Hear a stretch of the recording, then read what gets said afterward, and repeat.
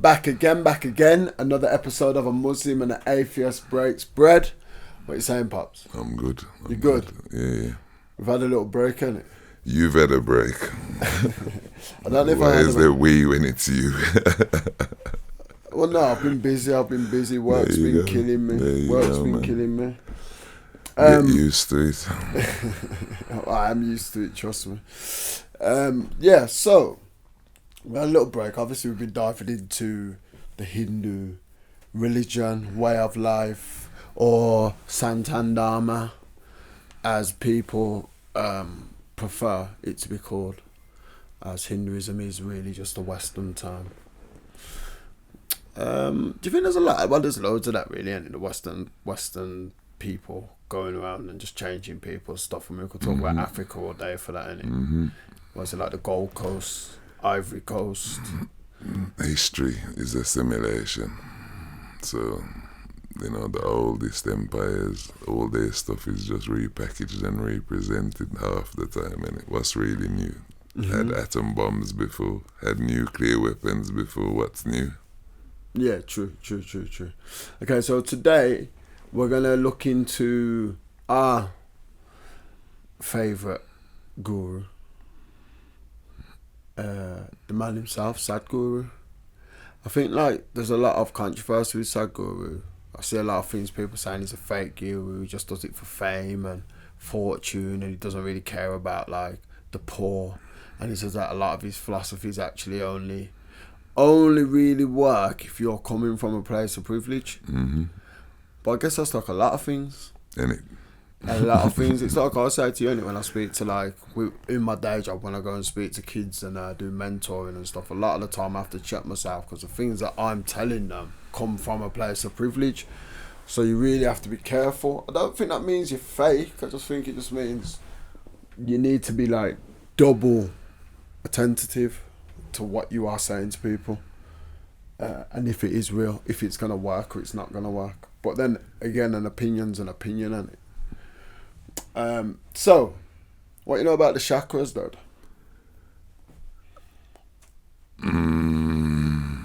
Kind of points in your bodies, and there are 7 chakras from your spine all the way up to your head top, and this is the source of some sort of power within you, and if you can activate them, then you elevate to the higher consciousness level. Yeah, that's spot on what I would say. I know as well, really, when we're talking about chakras. I mean, I've heard it from young, really. I think that travels across ancient philosophies and religions as well, and it open up your chakras. If you open up, very much so, I'd say not really a Western philosophy though. I'd say more so a Caribbean, African, kind of philosophy when we're talking about chakras and opening them and having that, because it's basically one of your chakras meant to be your pineal gland. That's meant to be the main one in it. And I say basically for years we've had our pineal glands blocked and locked in it. So they say that when a lot of the stuff to do with 808 music and things like that's meant to lock you. Activate them things. It's not meant to deactivate. Deactivate them, innit? Yeah. So a lot of the things that the Eastern philosophies do is decide to open up them chakras. So we're gonna watch a video about opening the chakras and see what it's saying. You ready? Let's go. Very easily you access minds and intentions of all the people who are connected with you.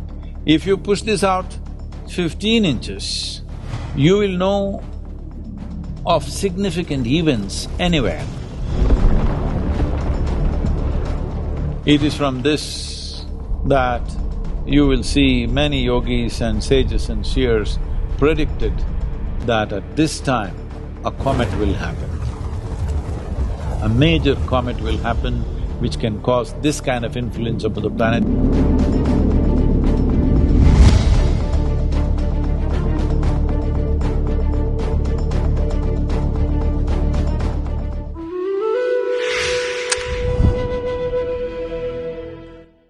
I'm just hesitating because I'm entering dangerous territory. So whatever I say right now is not for practice, not for any kind of pursuit, I'm just telling you simply a story. There are two different points in the body through which one can project one's life energies outward when you're sleeping. Well, if you use your ajna and push it out 18 to 21 inches, you will have an equilateral triangle with sides, all the three sides being approximately 24 inches. So if you're here, this will be 12 inches here and 12 inches above. If you manage to push this approximately, let's say not 21 inches, you pushed it 9 inches, then what happens to you is, you will have relief from constant unnecessary mental activity.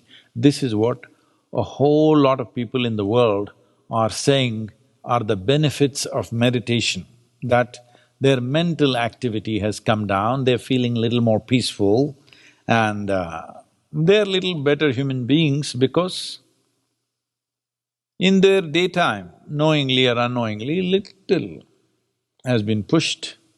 May not be happening in sleep, but if it happens in sleep, you will find complete relief from this unnecessary mental activity that's happening. If you manage to push this, let's say 12 inches, very easily you access the minds and intentions of all the people who are connected with you, particularly if they're blood-related. You can very easily know their intents and their minds effortlessly without trying to read their minds, simply like that. If you push this out 15 inches, you will know of significant events anywhere that's happening. Major shifts that happen in this planet or in this planetary system, you will know.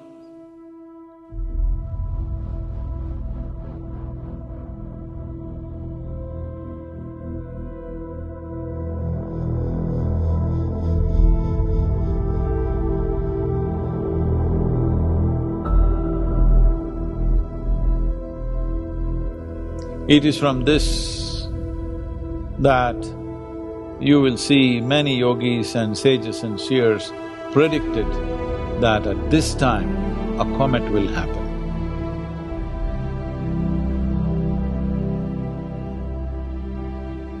A major comet will happen which can cause this kind of influence over the planet. Like this they have said in the past, and it's happened exactly at those times because they saw it coming. Not with a telescope or something, in their energies they saw it's coming. If you push this 18 inches, all that's worth knowing you can access. Takes a little like going to a library and reading up a bit, but you have access to all that's worth knowing. If you push it full 21 inches and it stays there, then your consciousness becomes cosmic and can facilitate liberation or what is now generally known as Mahasamadhi or Mahaparinirvana. That means one can live consciously.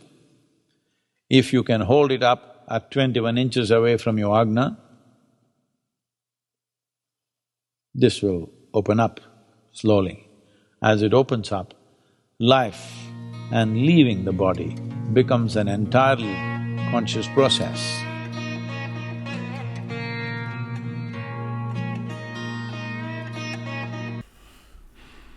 What do you think, Pat? Where do you think you are in that scale? But I haven't got off my forehead yet, I'm still on it. That's how far I can project it. It's, you hear about these things, but wouldn't it be better to see it? To me, if it really existed, don't you get someone and say, look at you know, Frankie can do stuff, but you always hear about it. You never actually see it happening or taking place. So, But couldn't you say that people like Nostradamus, people like Tesla, yeah, people like them had their... there are some people who have definitely got some next thing going on. Is it this? But it's the same principle, accessing higher knowledge. There is an element of higher knowledge, and if you can control yourself, your faculties, then you can access these things greater. So that's kind of the whole premise of the gurus, and it taking you up in terms of your chakras and your levels of thinking. But for me, in practice, the closest thing we get to see in practice of anything like this is Chinese culture, Kung Fu. Okay. You don't really see Indian culture where them displaying people utilizing. Why Chinese culture Kung Fu? Why they do? Well, in Kung Fu, they have the Qi in it, which is still controlling your inner force and being able to manage it, to use it as a weapon in it. Or using, you can get Qi, somebody attack you and you don't penetrate. So you can use it. It's like a force, isn't it? Okay. That you control from your mind, and that's the same activation of chakras. Okay. I was just thinking, like, really, if you, I mean, it's almost like, what's it called, Dragon Ball Z? That's what you're talking about, the Chi in it, when they have that. But when we're talking about the levels and the in-depthness, I want to know, like, how do you get to that 21 inches? And yeah, do I think, I don't know, man, it's like saying you've got like a higher power in it. I don't know if I necessarily believe that you'd be able to see the future having a higher power. You may be more conscious of what's going on, like almost like having a sixth sense in it, you know, almost like if someone takes away your sight, your hearing becomes more powerful, They say. yeah, or you become more in tune, but The other senses become more heightened, yes. yes, so it's almost like that, isn't it? Is what I'm trying to say. So you could essentially heighten all your senses, because a lot of people just do it. They don't do it because they're happy with just being able to see what they can see on it. So it's just like, oh well, I can get by with what I've got. But if you did sit down and try and heighten all your senses, how like far would you be able to go with it? Right. Again, for me, in my limited time on this planet, like I said, I haven't met that person. With heightened senses? Yeah. So in terms of belief, I believe in miracles, so it's possible. But I haven't met that person. You know, I see people presented to me through television who they say have particular skill sets or mindsets. I'm aware that there are, you know, brilliant minds that are there, but the person who can elevate themselves consciously to the next level and access that higher information, I've not seen that person. So at the moment there's this young African guy who's got the Tesla information, how he got it and how he found out, and he presented it and made some TV that don't need plugging in and started doing all sorts of things, and then he disappeared. And then he's back again with some next. But you do get those people in it, like, but they're not like seen as having high level chakras, like you'd say. Well, how do you invent something like that? But it's the same reason why you get people who's like they're just IQs are just off the scale. And well, like it's you've chakra got and people IQs. This is what I said. What is the relationship and how do you do it? If you've that got information code breakers. exists. You know, people who can just go into a room and like you've got these top CIA codes and things, and you've just got like kids who can go in there and just go, bang, that's the code. I got it like straight away. Yeah, Their just level of thinking's different. Like it's just, I don't know if you want to call it neurodivergent, or I don't know if you want to call it, what's the word I'm looking for? It's not autism, it's something else.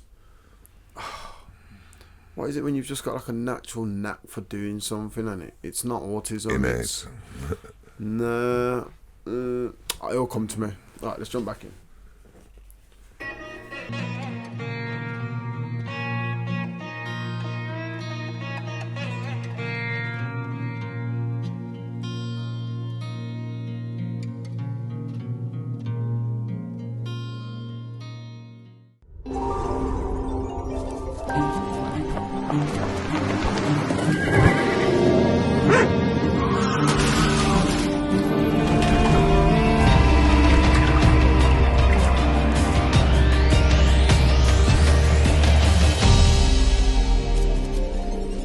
Okay. Jump back in at the end. Yeah, let's jump back in. Alright, so yeah, as I was saying, man, like, I can't remember what the word is called. Oh, it's going to do my head in. Autism. When you're on the spectrum, you're autistic, then you're...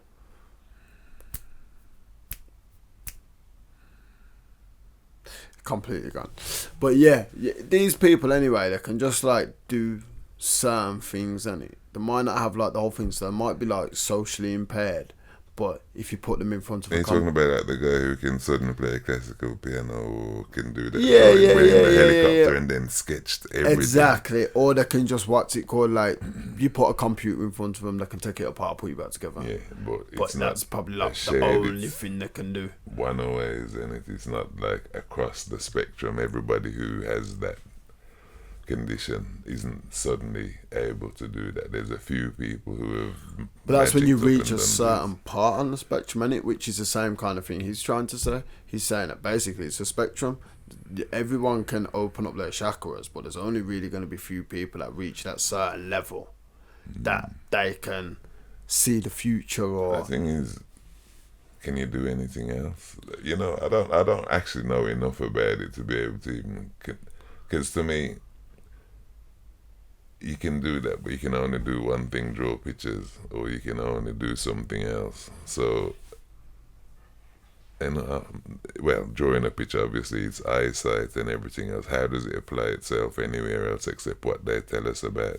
I know about there are people who sit in rooms and I forget what you call them. They draw and stuff. They can visualize in space. I see it with these alien programs all the time where they've got a group of people who are kind of, again, what it's called, I don't know.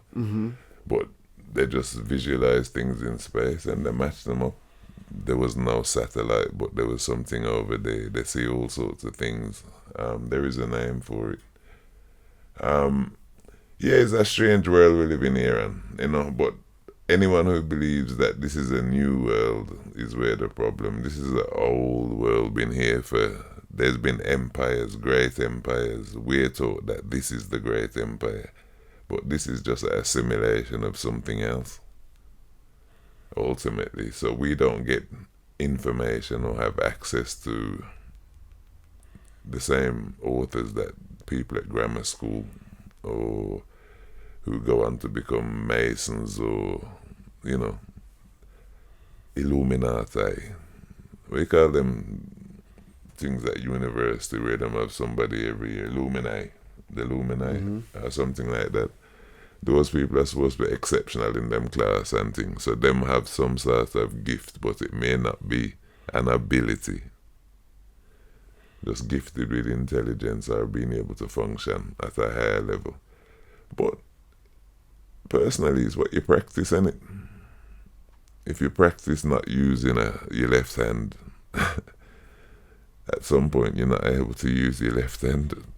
If you practice using it, you learn to use it. And that's why if you don't practice using a part of your body, if someone never taught you to potty train, you wouldn't use the toilet in the same way. So to me, if you have a father who's aware of developing your inner skills and your mind in that way, then you're going to be, you know, ahead in the thing.